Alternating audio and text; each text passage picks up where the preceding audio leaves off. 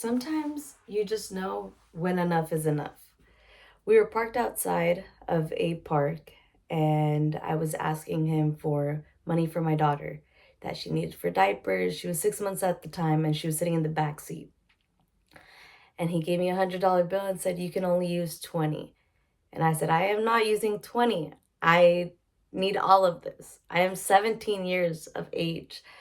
And the bill ripped, and we started yelling at each other. There was grabbing of hair, pushing of bodies. I had scratches. I called the police.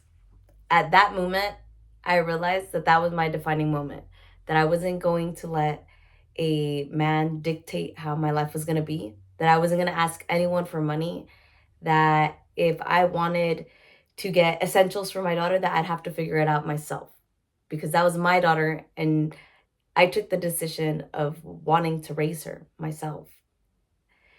So after that moment, and I realized that I am at my house waiting and waiting and waiting for the cops to arrive, to take pictures, to document, to ask me questions of what had happened before that $100 bill had been ripped. They never came. And I realized I want to be that cop that shows up. I want to be law enforcement who enforces the law. I joined the military at 20, and I realized this is a passion of mine. I enjoy doing this. I enjoy being a soldier. I enjoy serving my country, and let alone being that person for my family, being able to provide for them now, telling my daughter that dreams are possible if you set yourself to there. At that moment, I realized that was my defining moment, that I was gonna never be broke, that I was gonna make my money, that I was gonna be someone honorable, someone who takes charge, who has discipline, someone who's punctual.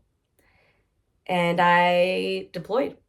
I went on a deployment where I was in charge of many inmates, and it was difficult because you're there for a reason. You're there for rehabilitation, let alone you're still a human. And I always kept that in mind.